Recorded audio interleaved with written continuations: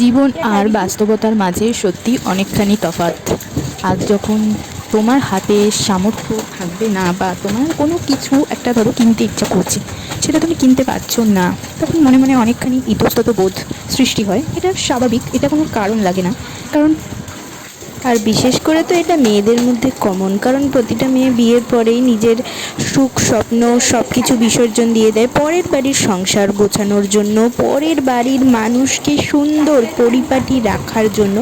নিজে অপরিপাটি থেকে যায়, নিজের কোনো শখ স্বপ্ন পূরণ হয় না। এটাই তো মেয়েদের জীবন। আর ঠিক তখনই তুমি যখন কারোর কাছে কিছু চাইতে যাবে যে আমার এটা প্রয়োজন, আমাকে দাও, তখনই তোমাকে বলা হবে যে কেন, অল্পেতে মেটে না, অল্পতে স্বাদ মেটে না। এই ধরনের কথাগুলো তোমাদের শুনতে হবে, তাই প্রত্যেককেই বলা। তো যাই হোক, এই দেখো আমি আমার দিনটা শুরু করছি। শুভ সকাল বন্ধুরা, আমি শ্রাবণী। আমার ছোট্ট পরিবারে তোমাদের সকলকে জানাই অনেক অনেক ভালোবাসা ও ওয়েলকাম। তো চলো, আজকের দিনটা শুরু হয়ে গেল আমার এইভাবেই। সকালবেলা উঠে ছেলের বাসি যে জামা কাপড় ছিল আগের দিনকার, সেগুলো সমস্ত কিছু ভালো করে ধুয়ে ছাদে চলে এসেছি মেলতে। ছাদে দিই না, কেননা ভীষণ রোদ ওঠে আর জামা কাপড়গুলো আনতেও দেরি হয়। বাচ্চার জিনিস তো একটু রোদ না দিলেও হয় না, তো সেই কারণে রোদেও দিতে হয় মাঝে মধ্যে। চলো এবার নিচে যাওয়া যাক। নিচে এখনও অনেক কাজ বাকি, কেবল 9টা বাজে। এইটুকু কাজই আমার কমপ্লিট হয়েছে। নিচে বাবুকে খাইয়ে মার কাছে দিয়ে এসেছি, আর আমি এই যে জামা কাপড়গুলো মেলতেছি। ছাদে দাঁড়ানো যাচ্ছে না, মানে 9টার সময় বুঝতে পারছো রোদ, পা পুড়ে যাচ্ছে লিটারেলি।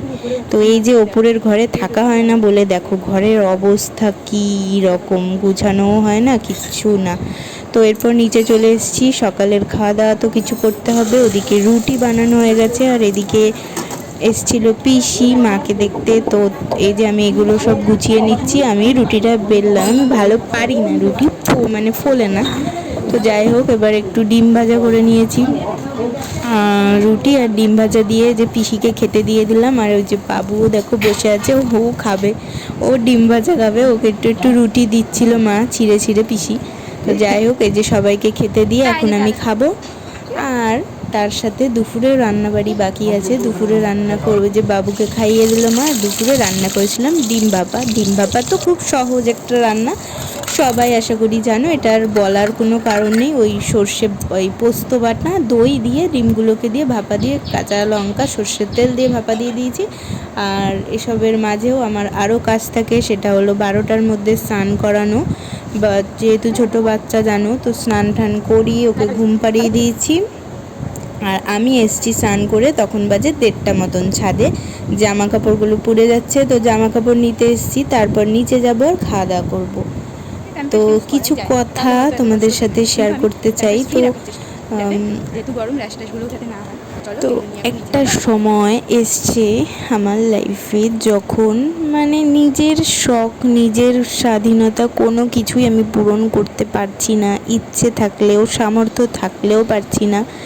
তো জানি সমস্ত কিছুই আস্তে আস্তে একদিন অবশ্যই পূরণ করব, তোমরা যদি পাশে থাকো আর ভগবানের ইচ্ছা শক্তি থাকলেই। চলে এসেছি বিকেলবেলা বাবুকে নিয়ে আমাদের বাড়ির পাশে মন্দির, সমাজ বাড়ি আশ্রম নবদ্বীপের।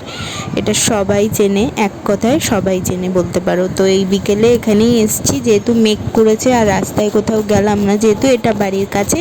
তো জোরে বৃষ্টি নামলেও একটু দাঁড়াতে পারবো, কি হাওয়া উঠলে চলে আসতে পারবো, যেহেতু ছোট বাচ্চাকে নিয়ে গেছি। তো এখানে গেলে বাবু খুব খুশি হয়। বিকেলবেলাটা সবাই বোঝো একটু ছোট মানুষ তো, ঘুরতে যেতে ইচ্ছা হয়। আর এই দেখো মন্দিরে আসলেই ঘন্টাটা বাজাবে, শিব ঠাকুরের এখানে ঘন্টাটা দেখাবে দূর থেকে টা টা টা করে।